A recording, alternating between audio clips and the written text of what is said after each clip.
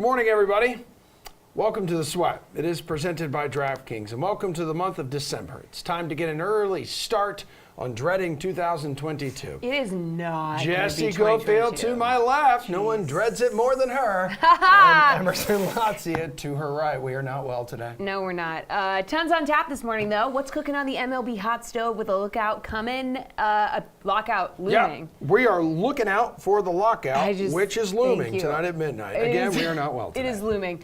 A PGA Tour price check plus who to stuff inside those NBA and NHL lineups. But first, let's find out who's going over and who's going under the following Week 13 NFL game totals. Good morning to our panel, DraftKings contributors Reed Fowler, Jeff Ulrich, and Pierce Dietrich. Man, I need these guys so bad right now. Yeah. Let's start with Tampa Bay at Atlanta. Highest total on the board at 50.5 points. Over or under, and why is it an over, Jeff? Well, it's actually an under there, pal. What? I mean, sorry. I mean, it's December, so maybe this is when I start becoming Johnny Under. But I want nothing to do with the over in this game. How is Atlanta going to score points? It's a team that scored 24 points over their last 3 games, and 21 of those points came against the Jacksonville Jaguars. Yep. What the like? This is a 30-0 game written all over it. Atlanta is 1-4 at hitting the overs in their last 5 contests. The Tampa Bay defense is just too good. I mean, what is Cordell Patterson going to play quarterback for Atlanta as well? Matt Ryan setting not career lows, but his lowest marks in over a decade, basically, in most metrics, man. I mean, I just do not see how Atlanta gets us even like 10 to 17 points here to consider the over. I really like the under in this one. Okay, Reed, do you like the under as much as Jeff Ulrich does?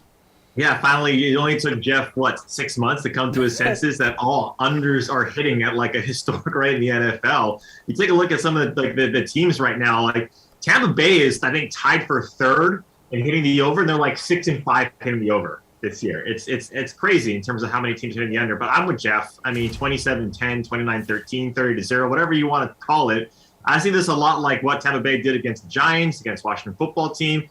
Falcons are 1-4 hitting the over. And here's the one thing that I really don't like with Atlanta. Only 1 red zone target to Kyle Pitts since week 6. The bottom 4 in red zone scoring attempts and bottom 3 in plays per game over the last 3 games.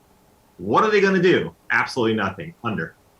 Pierce, clean sweep of the unders, baby? Are you brave enough to take that over? I'll join the rest of the trolls and jump under the bridge and camp. I've been camped out under here for a while, so I have no problem taking the under. I don't believe in this Atlanta team. No one believes in this Atlanta team. And as Jeff mentioned, they're not scoring points. You can go back even further. They scored 13 points a couple weeks before that against Carolina. Yes, they scored 27 against New Orleans, but that was based on 3 drives and then a bomb at the end of the game. Other than that, the Atlanta offense did nothing in that game. They cannot be counted on for points, especially not against Tampa. And then from the Tampa side, they really should not go out there and go full throttle and try to show all their cards. They need to just work on winning the game, run the ball, play defense, like I've been saying all season. It's not time to throttle up yet. You got to take care of your players.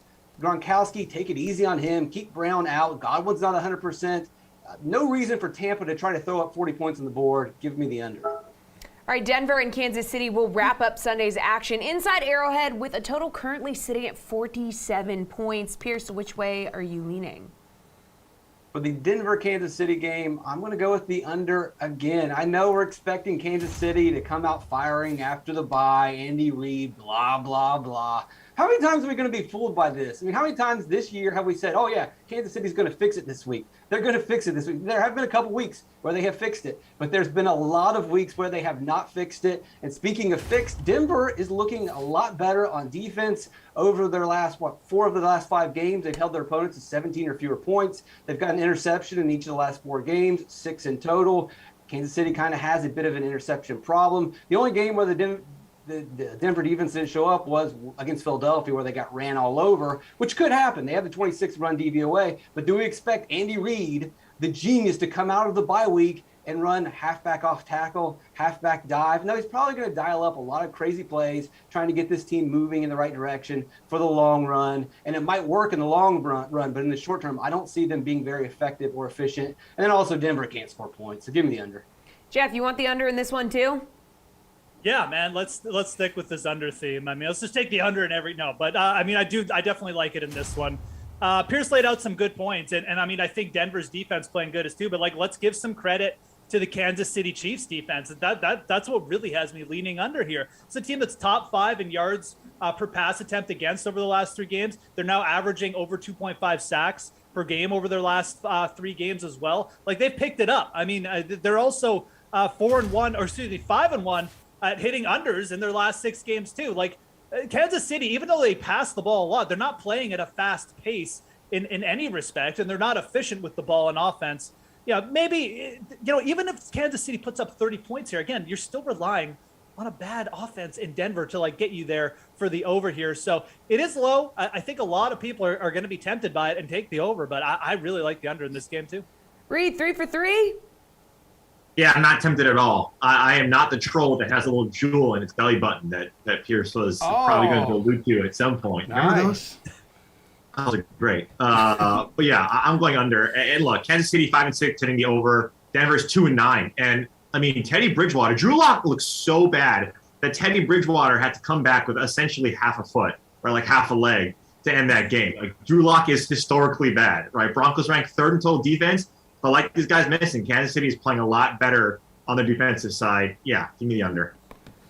All right, Baltimore at Pittsburgh, couple quarterbacks. You need to shake off the turnovers. Over or under 44 points, Jeff? Man, I mean, this game it just screams under to the point where I actually am going to lean over here. If you look at the historic, just even though like the last 3 years between these two teams, they've kind of split it between being like boring defensive games and then also just kind of being like sporadic offensive games that have hit the over on this mark. I think that you're getting a big overreaction here to Pittsburgh playing bad on offense last week and obviously Lamar Jackson playing bad. But let's look at these two teams. What are they bad at? They're both kind of bad defensively. I mean, the Steelers defense has been eroding. The Ravens defense can't really stop anyone either. Well, they stopped Cleveland, but like everybody stops Cleveland. So I actually think that at 44, 43, this is just too low a total. I think that these offenses are probably the superior units here, and they'll probably score enough points. All right, Reed, over or under 44 points here? Yeah, I'm going to go over. TJ Watt with COVID. Pat Freiermuth is probably going to be out. He's dealing with a concussion, and Robert Spillane is banged up. So the Steelers, they are going to be in a lot of hurt on both sides of the ball. And so, look, Baltimore looks bad, right? Like, Baltimore does not look like the team that we thought. And so offensively, you get a little scared, right? They've lost to Miami. They have ugly wins for Chicago and Cleveland. And I get that, but like, I just don't think that the Steelers right now, and this I think is still shrapnel. It's still like residual after what they did after their bye, that they potentially have a chance to hit this over. So, Joe Hayden may be back, but the Steelers on a weighted defensive DVOA ranking, they're 29 in the NFL. They're just not a good defense right now. And I do think Baltimore takes this opportunity to get back into what they were doing, right? Is dominating these games with Lamar Jackson, going deep with Marquise Brown, giving, Mandrews 14,000 targets a game, maybe actually hit him, Lamar, instead of hitting the defender 3 times in a row. And I think they do get this over. I think this is too low for an NFL game. Yeah, Pierce, you feel like Baltimore can get things right enough to hit the over here? Yeah, I do. And I don't think that they necessarily have to get things that much more right. On my list, I've got the number 2 on most fraudulent team, but the offense hasn't looked as bad as these guys want to lead you to believe. Yeah, they got beat by Miami, but Miami blitzed them 26 times. And, that caused a bunch of problems for Lamar Jackson. You look at Pittsburgh, they're 23rd in blitz, 27th in quarterback hurries, just average when it comes to pressure, so that's not going to be an issue. And then last week, yeah, they didn't look good, but they actually did. If you watch the first half, Baltimore and Lamar Jackson were moving the ball. But 3 times he threw interceptions while they were moving the ball down, trying to squeeze the ball into the tight spot. Now, maybe they don't win. Maybe they don't cover. They will. But those are not really bad things. We want aggressive Lamar Jackson. Aggressive Lamar Jackson means points on the board. And if he throws those picks on his side of the field, then that means points for Pittsburgh, which is going to be hard to come by for Pittsburgh. But if they're working with a short field, they can make it happen. Also, I know we can't trust Pittsburgh, basically because their offensive line's been terrible. Najee Harris is getting something under 3 yards per carry. You can't run on Baltimore anyway. They might be able to pass. Baltimore's pass defense isn't that great, but incomplete passes stop the clock. That can lead to more points. Worst case scenario, Baltimore wins this game. Pittsburgh gets those garbage points like we saw last week and pushes this thing over at the very end. Well, guys, Tremendous work. Reed and Jeff, I will see you tonight at 5 o'clock for a fun-filled Wednesday edition of the slate. We're going to be talking football, some golf. We're going to slide some Tiger Woods in there. And then Steve Buchanan, he's going to join us next after this break to break down the fantasy impact of a simmering MLB hot stove.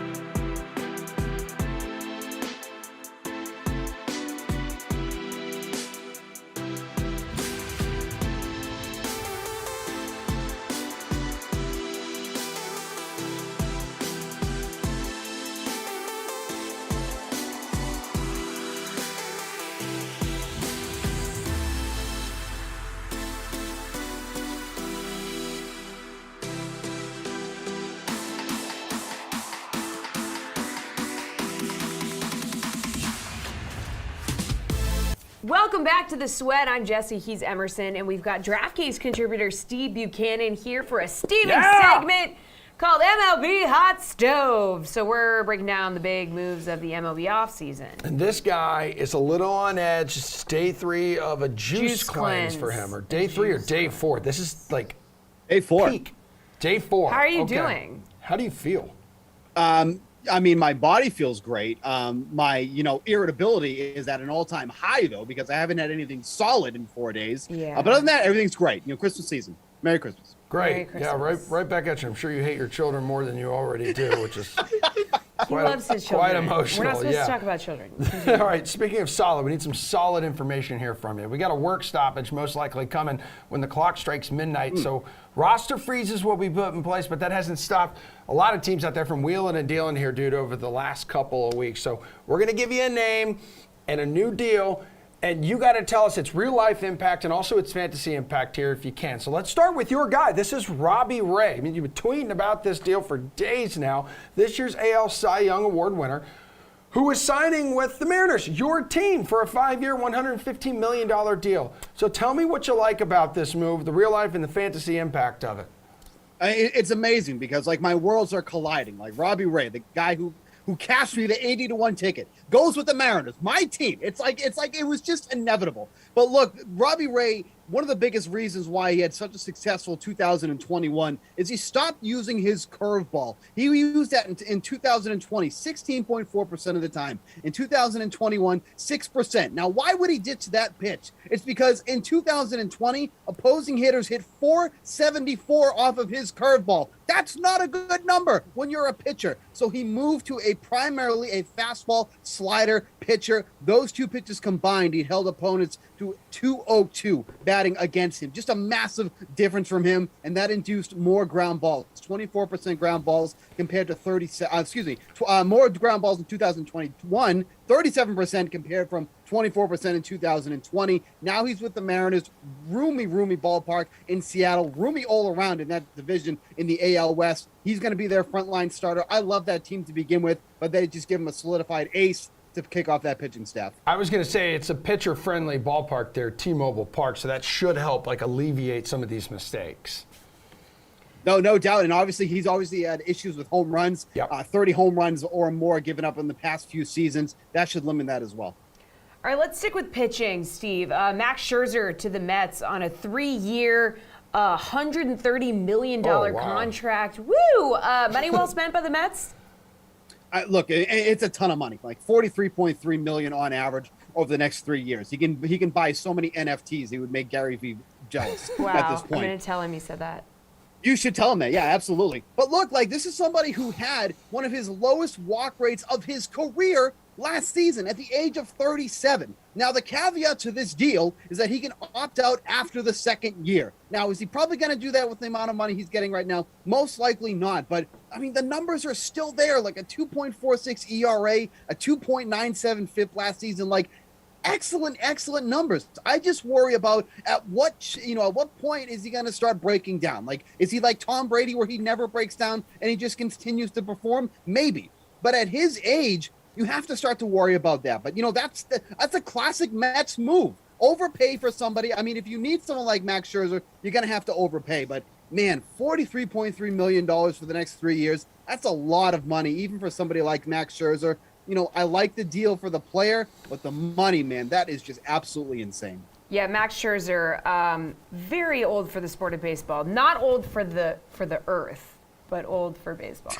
Man, but Totally. can you no one's gonna say no to that money, especially when you get every dime Right. of these contracts, like in baseball. Like I don't blame Obviously. you. I don't blame you at all. You don't put that money in front of me, sure. I mean, Yeah. I am the highest paid employee at DraftKings. Corey Seager, though, Steven, to the Rangers. A whopping 10-year, $325 million deal. That's a lot of NFTs. Yeah, it certainly is. Would be great if he remained like a premier fantasy asset for sure. And Texas also adding Marcus Semien to the offense. Like, how much do you like what this team is doing? They are spending like it's going out of style, So much money. dude. Where's the money coming from? Yeah, no doubt too, because I mean the Rangers have been like the bottom of the league, for years now, but they're trying to obviously turn that around. Now, I love Corey Seager when he's on the field, but that's the biggest part, when he's on the field. He's been in Major League Baseball now for 6.5 years. He's played at least 134 games or more in only 3 of those seasons. Injuries have really taken away what could be a stellar career for Corey Seager. That being said, with the way that they've locked him up with this contract, they're getting him in the prime of his career if he can stay on the field. And now you're saying he's moving to, to Texas, roomy ballpark. Ballpark hasn't been an issue for Corey Seager. 59 of his 104 home runs came at home in L.A. with the Dodgers. You want to talk about a roomy ballpark? Dodger Stadium is one of the most roomiest and coziest for opposing pitchers. So power, that should not be an issue moving to Texas. The AL West suddenly has gotten super highly competitive because of all the signings that division has made alone. But I love the move for the Rangers. If this is the direction they're going to be going, they're going to be competitive, but they need to add to that rotation if they want to be competitive in that division. All right, most recent one, Javier Baez heads to the Tigers on a 6-year, $140 million deal. Like, can he make an impact in Detroit? I mean, it doesn't take much to make an impact in Detroit because they have no impact players to begin with. At first, I hated this deal until I heard that he can opt out after the second year when he'd be 31 years old. If he does opt out, that means he's been very productive for the Tigers, and he's going to get paid again at the age of 31. Look, the Tigers needed to make this deal regardless if they want somebody like Baez or not. This team needs a power hitter. Last season, they were ranked 24th in home runs, doubles, and isolated power. So that's near the bottom of the league in all 3 categories. Amongst qualified shortstops last year, Baez was 2nd in home run and 6th in RBIs. The only thing that he brings, though, that's going to be a detriment is the strikeouts. He was 1st in the league amongst shortstops by a mile. He had 184 strikeouts last season. The Tigers struck out almost more than any other team in the league to begin with, so they're going to be piling on those strikeouts. But with Baez, what he does bring, he brings some power, he brings some pop. That's what that lineup needed. All right, dude, before we let you go, just tell us what your favorite deal so far has been. I mean, it's obviously Robbie Ray. I mean, there's no doubt in my mind. It's Robbie Ray. Goes to my team, goes to my, the team that I love, and is going to win the AL West in 2022. I was a year early on that. It's going to happen next year. Put your money on that one. 35-1 on the DraftKings Sportsbook currently. That's a great number for the Seattle Mariners right now. Go make that bet. All right, Love it. Steve. Glad that worked out for you. Thank you. We're going to turn our attention to hockey next. Stay tuned.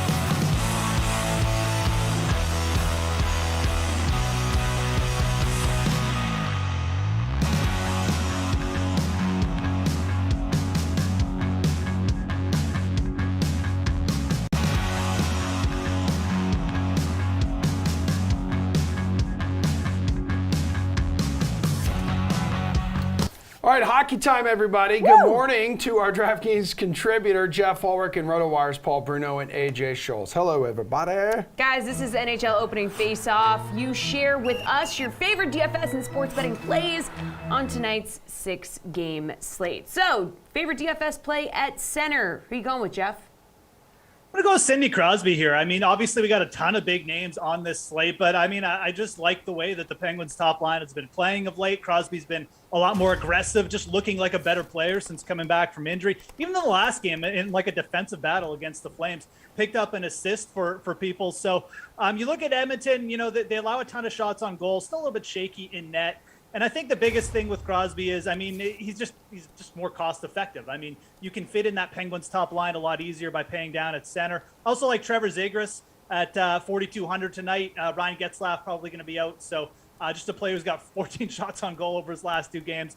Very, very productive for the price there too. All right, Paul, your pick for your favorite DFS play at center.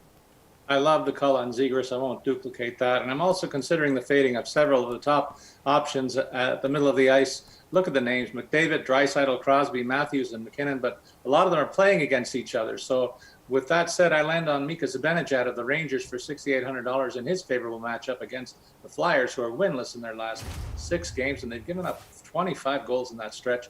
Meanwhile, Zibanejad's had 8 points and 23 shots on goal in that same 10-game stretch. He'll cost me $6,800. In truth, I will probably pay up for one of the other big boys to pair with the Rangers top center. I just got to see how I spend my money elsewhere. Yeah, Zibanejad, 6,800. Who are you going to be going with, AJ? Well, I'm loving this show already. You've got Jeff pumping the Penguins for me. Paul's trashing the Flyers. Like, this is the greatest show we've ever done, guys. We're happy for you. For me, look, there aren't a lot of times when you tout a player from Detroit this season, but I think tonight's a good opportunity to use a guy like Dylan Larkin, who's just 6,200, so he's not as pricey as the top of the bracket here. The Kraken continue to struggle. They won't have Chris Driedger as an option now that he's on IR, and that means they have to go back to Philip Grubauer, who has just 1 win in his last 8 appearances while allowing 3.1 goals per game.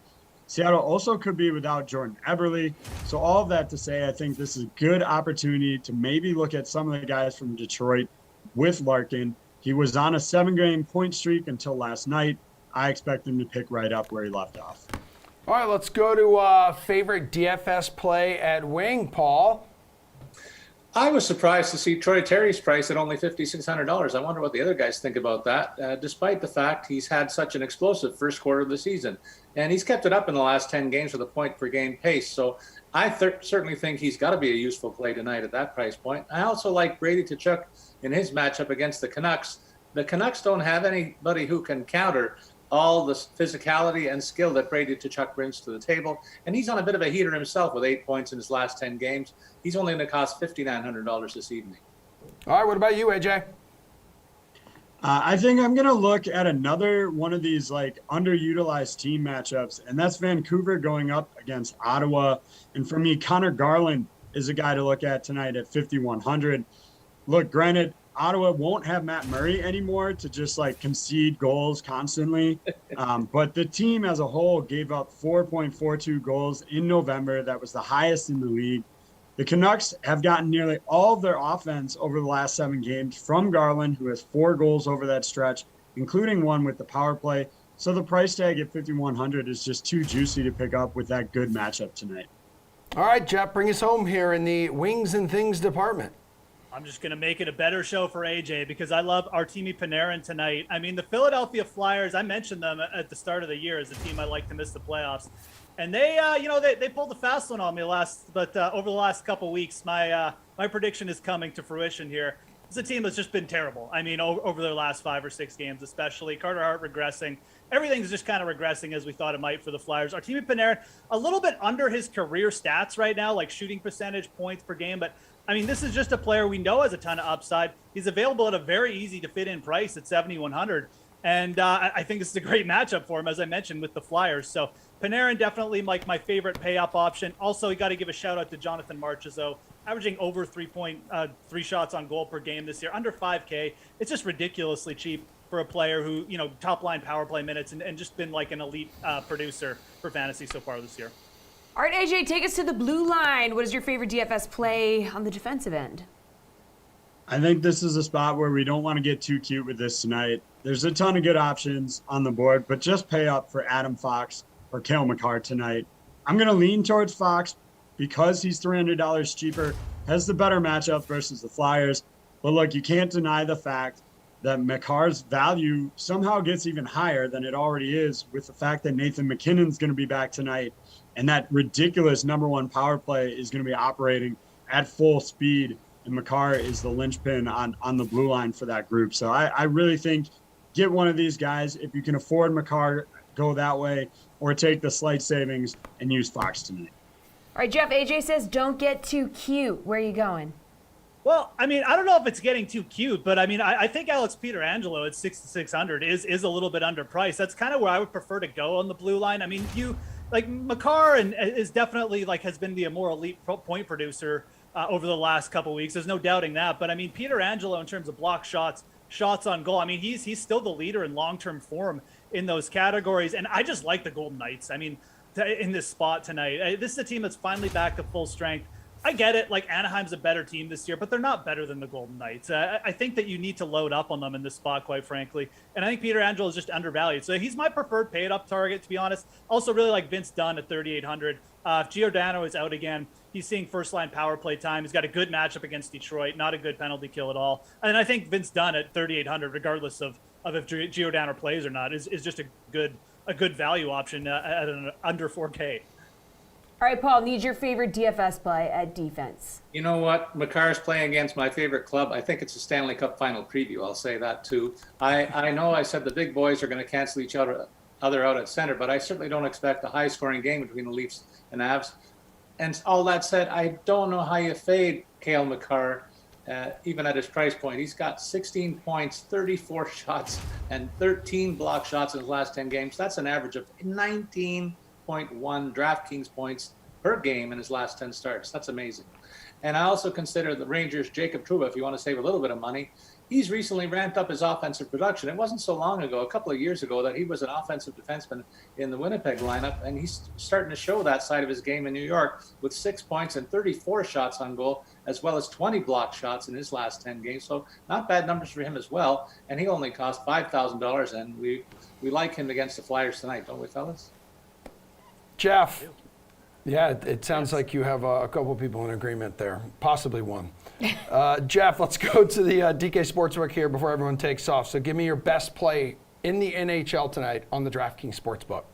Yeah, I absolutely love the Vegas Golden Knights tonight. This is such a good spot for them. Anaheim's, again, they're an improved team, but they're coming off an emotional win last night over, a state rival in the LA Kings. Now they got to go home, and the Vegas Golden Knights coming in rested. Again, this is a team that's back to full strength. I mean, they've got Mark Stone, Pacioretty's back, Marchessault is back in the lineup. Minus 160, you say, well, I mean, this isn't giving the Ducks any respect, but I'd argue that like Vegas at full strength, maybe is he getting a little bit undervalued here? I think you can even look to them on the puck line at plus 160 to cover that minus 1.52. But either way, I like going with the Golden Knights to win that game. Paul, best hockey bet tonight. Give it to me. You know what? I've feasted on the alternate total goals line this season, and I'm going to keep feeding myself tonight with a pair of easy ones, I think. I look to go to the over of 5.5 in the Knights-Ducks game, a game that features two potent offenses. The guys know it. Both teams are at full strength, and they're among the stingiest defensively, too. In fact, they're not among the stingiest defensively, too, I should say. In fact, I'm tempted to play the over on the alternate total of 6.5 for a 145 payoff. And then the Rangers have scored 14 goals in their last 3 games. The Flyers have been involved in total goals scored going over the 6 line that's on the books tonight. I think both sides will factor into a high-scoring game, so I'll pay the over of 7.5 on the alternate line for a 250 payoff. And I'll remind our listeners that it wasn't so long ago that Mika Zibanejad scored 5 against them all by himself. Okay, AJ, give me your favorite hockey bet tonight, dude. Well, Paul's going to hate this one, but I absolutely no doubt in my mind that you take the Avs at plus 110 on the money line tonight against the Leafs. Look, I don't think Toronto should be favored in this game. You've got Nathan McKinnon coming back. I wouldn't be surprised to see that line flip potentially once he's officially activated off injured reserve. I would also consider, I mentioned the Red Wings. They're plus 100 tonight. You can get even money on them, and I think they have a solid chance of beating the Kraken here. All right, thanks, guys. Who to build your NBA lineups around is next.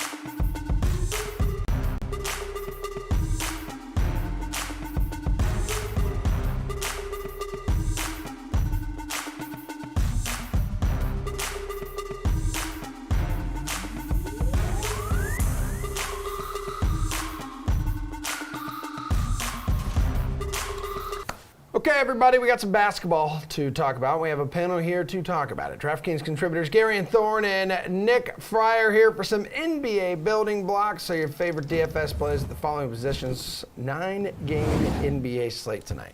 All right, so Gary, who are you going to build around at center?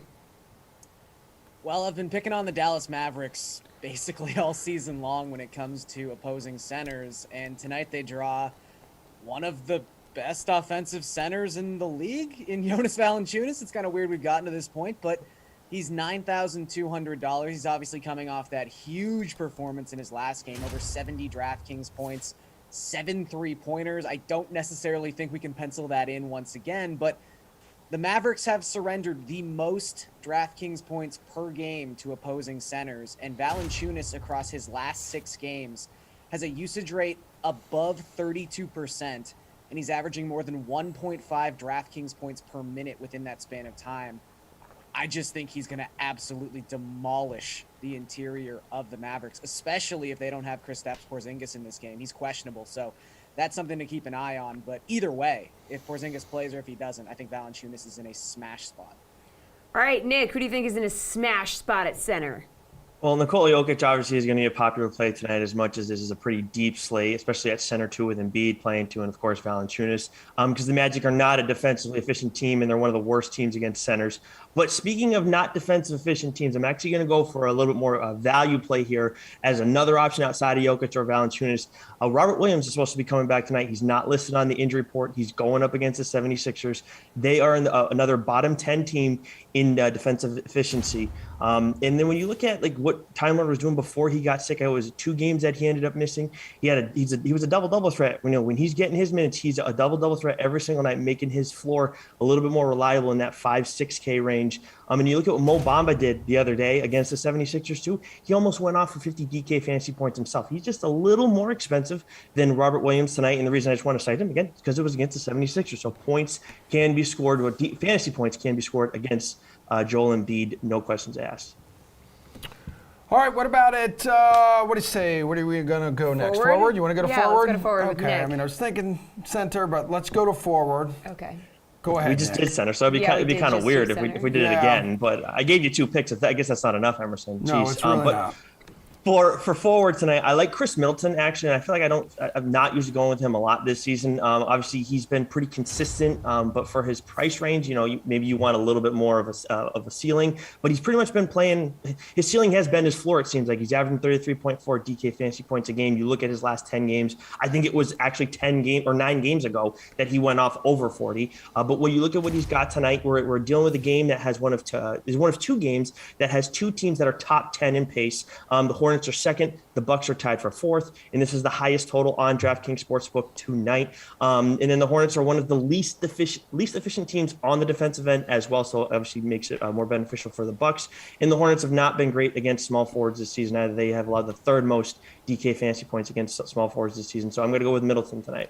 Gary, and who do you like at forward for a building block? Or feel free to do center again. Doesn't bother me. I might. Let's just freewheel here. I'm gonna stick with that same game. I think Nick brought it up. You have to attack this game in some capacity tonight. Not only is it the only game with a total above 230 points on this slate, it's the only game with a total above 220 points. That's how high the projected game total of this contest is.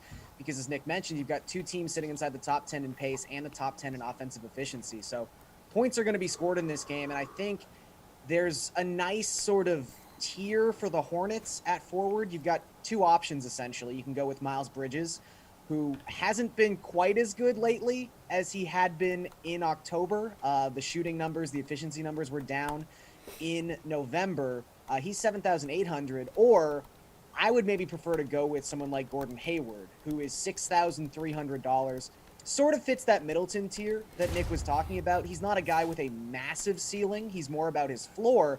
But that floor has really been coming into play as of late because he's scored at least 30 DraftKings points in 6 of his last 7 games. So I think someone who has the safety of Hayward, who's put into an environment that could draw that ceiling out of him, is a really nice spot and a really nice place to go at just over 6K tonight.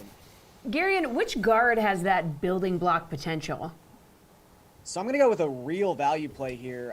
Chris Duarte is $4,000. We haven't talked a lot about Duarte since he got removed from the starting lineup as the Pacers have gotten healthier throughout the season, but Justin Holliday is now in the health and safety protocols for the Pacers. And while losing a starting player for any team would be a big deal, it's especially a big deal for Indiana. If you look at their last game, their loss on Monday to the Timberwolves, they basically ran a 7-man rotation. They don't have a lot of guys they trust on this team right now. Justin Holliday played 38.5 minutes. So there is a huge void to fill tonight, and I think Duarte, along with maybe like Keelan Martin, is really going to have to step up. Duarte's averaged over 30 minutes per game in the starts he's made so far this season. I think he could be looking at 35 minutes, maybe even more than that in this matchup against the Hawks. So I think Duarte at 4,000, someone who's gone over 20 DraftKings points in each of his last 5 games. He's going to hit 5x value. It's just a matter of can he get to 6x, 7x, maybe even 8x value. And I think it's a possibility. Nick, where are you going with your guard pick?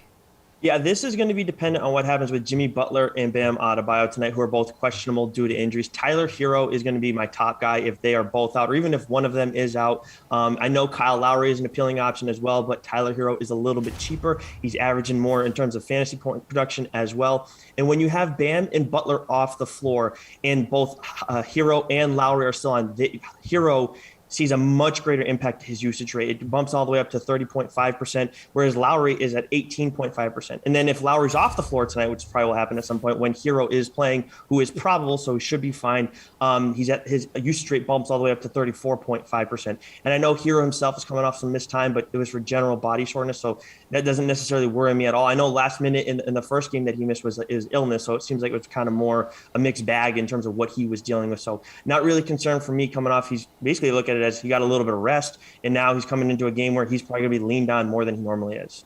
Nick, let's switch things up to DK Sportsbook here before you guys wrap up this segment. So hook me up with your favorite NBA bet tonight. So I mentioned Nicole Yokitch off the top, of course, and I think for him to go get a triple-double tonight is very much within the realm of possibility. Of course, Yokitch is one of the guys who's always liable to pop off for that. That's at plus 400, but I think that's something worth, as Garion will put it sometimes, like to sprinkle a little bit on that. But I think the best bet, if you're just going to go with one and a little more in on it, it would be Jokic's points, rebounds, assists total. That's at 45.5. He's gone over that in 8 of his last 10 games. As I mentioned before, the Magic are not a good team defensively against, in general, but not a good team defensively against the centers. Garion. I think that means you can answer. Thought it was going to be more of a question. I'm going to go with the under in the Rockets Thunder game. I know the game everyone will be watching. We're all so excited for it. But, we mentioned how there's only one game with a huge total on this slate. I think 214.5 is a pretty huge total for these two teams. If you look across their last 10 games, there are only 2 teams in the NBA who are scoring less than 100 points per 48 minutes. And that is the Thunder and the Rockets. I know the Rockets play at a pretty fast pace, but the Thunder play at a glacially slow pace. So I think it all evens out in the wash. These teams can't score in the half court. I just don't see them getting to this number. I mean, if you just isolate the Thunder specifically, they've hit the under in 11 of their last 15 games. It's not a whole lot better with the Rockets. I would just blindly bet the under with these two teams in most situations. So the fact they're playing each other, yeah, just give me that under. All right, fellas, thank you. That'll do it for you two. One more block to go here on The Sweat. We're having our weekly chat with RotoWire senior golf writer Len Hochberg when The Sweat returns.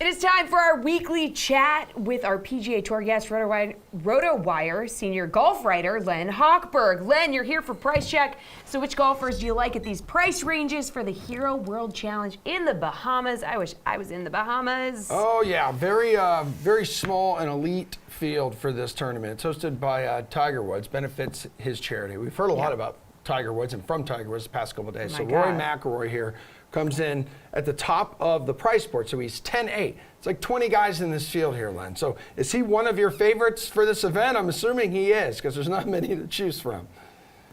Yeah, Emerson, Jessie, hello. Yeah, it's a fun week, not only for us playing, but I would imagine more for them going to the Bahamas a week after Thanksgiving. So not too shabby. But yeah, there's only 20 guys, and it's hard to dismiss anyone because anyone can get good for 4 days or even 4 holes and climb the leaderboard. So it is a lot of fun. But you're right, Emerson. I do like Rory McIlroy. His last 2 starts, he won the CJ Cup, and then he coulda, shoulda won at the DP World Tour Championship. He was leading going in the back 9 late in the tournament, hit a flag stick, his ball went sideways, had a really bad break there. Colin Morikawa caught him. We saw Rory really, really upset afterward, tore his shirt, very uncharacteristic of him. But I think, not everybody comes to play this week. There's free cash, there's free world rankings points, and a free vacation. I think that Rory will be one of the guys who really comes to try and win the tournament this week. I do like him. Hey, do you think course history matters at all in something like this, Len? Because this will be his debut here. We've seen that a newcomer has won this tournament, so I would say no. I think the more you play, the bigger edge you have, of course. But John Rahm won in 2018. It was his first visit, so it is doable. And Rory certainly can do it. It's kind of, described sort of linksy type golf. And so I don't think he's going to see anything he's not familiar with. Len, there's some crazy value this week with guys like Tony Finau, Brooks Koepka hovering around 7K. Like, are you looking in that range, or with such a small field, are you just happy to pay up at the top? Well, I mean, you really have to look everywhere, and it doesn't take a long time to look everywhere. So, yeah, I think you have to look at every price point, and still $50,000 cap. If you go with some of the top guys, you got to go with some of the bottom guys. I'm not really high on Koepka this week. He had his Super Bowl last week against Bryson DeChambeau. Tony Finau, not great form. Someone I like a little bit higher priced at $7,500 is Sam Burns. Sam Burns has been the best golfer in the fall swing. He's up to 18th in the world. I think he's really showing that he belongs on the big stage with all these guys. But the fields in the fall were not great. This is the strongest field he'll play in all, since last season. I think he still has something to prove to them and something maybe to prove to himself that he could still play with the big guys. I think he's going to take this week very seriously. Well, let's see if, Henrik Stenson here can take this week seriously, because he's dead last in salary.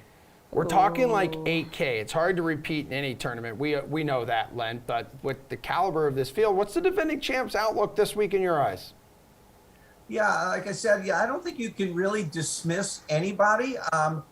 Stenson is the defending champion, although that was 2 years ago, and 2 years is an eternity in golf and in all of sports. He's played this tournament great, as well as anyone since it's moved to the Bahamas. First place, second place, fourth place in the last 4 editions. So he's there, but he's now in his mid-40s, and he's clearly the weakest guy in this field. 17 of the 20 are top 25 guys. 2 others are in the top 50, and then he's all the way down at 182nd. In a 4 tournament, in a 4-round span, in a 4-hole span, he could get hot. He could go from 13th to 8th with a couple of late birdies. It's hard to dismiss anyone, but right above him at $6,100 is Justin Rose, Bahamas resident, home game, who's been playing a little bit better lately. I like him a little bit more than Stenson, but you can't dismiss anybody out of pocket. Yeah, you mentioned he's 182nd in the world. He was 26th in the world like 2 years ago. Wow. So moving in the wrong direction. How the mighty have fallen. Indeed. Len, you said a couple times that you can't really dismiss anybody, but who's a player that you just want to steer clear of this week? Yeah, there are a couple who I will not be playing, and one of them is, one of the interesting things is some of the guys have been playing fairly regularly through the fall, and some have been off for months. Daniel Berger has not played since the Tour Championship. There's nothing to replace tournament golf, so he's just had so much time off. I'm just going to dismiss him based on the fact that the other guys have largely been playing.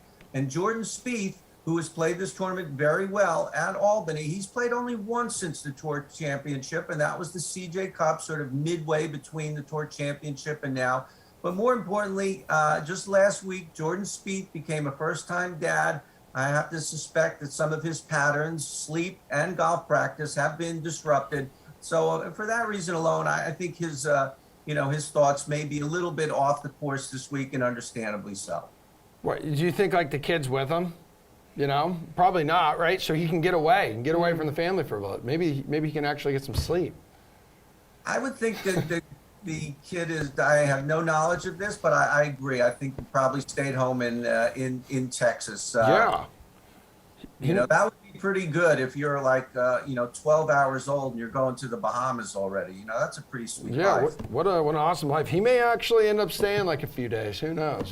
Turn it into like a little vacation. He's like, haha, I'm never. My bad. Okay, so finally, who do you think comes out on top here at the Hero World Challenge? We see that some guys take this tournament more seriously than others. It's just the way it is. It's December. It's free cash. It's free world rankings points.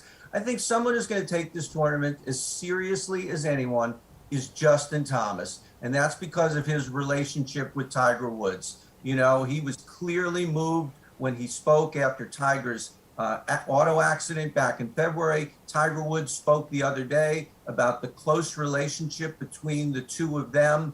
I think that Justin Thomas would love to win this tournament just for the tournament, but to honor his friend Tiger Woods, I think he's going to take it as seriously as anyone this week. And that's, it's more than that, because he was fifth here in 2019. He's also been playing pretty well lately after a lost summer. He's had top fives in 3 of his last 5 starts. I think this would mean a lot to Justin Thomas, and it would be quite a picture to see Tiger Woods handing the trophy to Justin Thomas on Sunday evening. All right, good stuff, Len. Thank you so much. Awesome, that's Len. the show. The Sweat will be back tomorrow morning, 11 a.m. But stay tuned for the Madden Sims. They're starting with the Vikings at the Chiefs at noon. And then check out the slate at 5 p.m. Eastern. More NFL and PGA Tour talk with Emerson, Reed and Jeff. Always a great show. Reed and Jeff. We'll see you tomorrow. Emerson, Reed and Jeff. Yeah, okay.